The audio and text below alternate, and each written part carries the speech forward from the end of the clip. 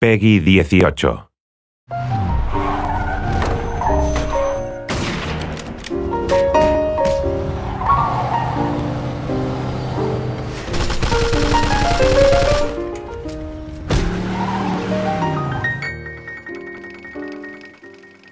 At its core, Mafia 2 is a third-person action crime game. It has all the exciting car chases, all the gunfights and all the melee combat that you'd expect from a game like this. Our target kind of experience was very much things like Goodfellas, Godfather, very kind of adult movies with very serious themes. And for that to happen, we needed the game world to be realistic. Shooting is one of the most important things in the game, and obviously, as we try to be realistic, our weapons are quite lethal. We really want it to feel like deadly combat. What we don't want is the player sort of rushing enemies and doing things like that, you know. You can only take 2 or 3 shots before you actually die. If someone shoots at you, the first instinct is to get behind some cover. It really feeds into that intense feeling that we really want from the gun combat experience. We spent a lot of time and effort on the cover system because the player will spend a lot of time using it. But you have to be careful because the cover can often be easily destroyed. So if you're hiding behind a fence and it starts to disintegrate, it's time to move elsewhere. This destructibility was a big thing for us. We wanted to fill the whole city with a massive number of destructible objects, so the player felt that they could pretty much destroy anything.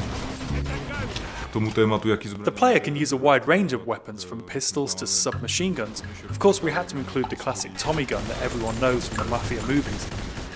We do massive explosions from different stuff, like vehicles can be exploded. With some Molotov cocktails, they'll sort of set fire to the gasoline as it falls on the floor. And all these different things are things that you'd sort of expect from the 40s and 50s weaponry. Melee combat in the game is a really sort of visceral experience. We wanted it to feel really brutal. So it's a very simple system. Using 2 buttons, you'll perform these either hard punches or light punches. And then using a combination of these, you perform these finishing moves. And the coolest thing is these finishing moves are sort of context sensitive as to where you are in the world. So if you're stood near the hood of a car, then the player might punch a guy and then sort of smash his head against the hood of the car, which is a really cool thing. The driving model is very realistic. So you drive these things, they really feel like period cars. They feel very heavy, they feel really satisfying when you're driving them around.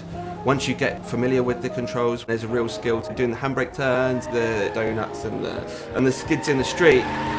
The inspiration for these has been the cars and the car chases that you see in gangster movies. So if you visualise a gangster movie chase, you know, the cars screeching around the corner with the smoke coming off the tyres, guys shooting out of the windows with Tommy guns, this is very much one of the key goals for the driving experience. We've got like a few features in the game which allow the player to sort of like personalise their vehicle. In the body shops you can customise the car a fair deal. You choose the car that you like the best. You know, I'm going to choose to take this car on the mission because it's better than every other car in the city. I think that's a pretty cool decision to make. Our gameplay is great. We've got shooting, car chasing, everything a game needs, but we also need to link it to the story to create a believable game. We needed to move away from some of the more arcadey conventions that you see in other open world games and focus more on a realistic experience for the player, so the player behaves like a Mafia gangster.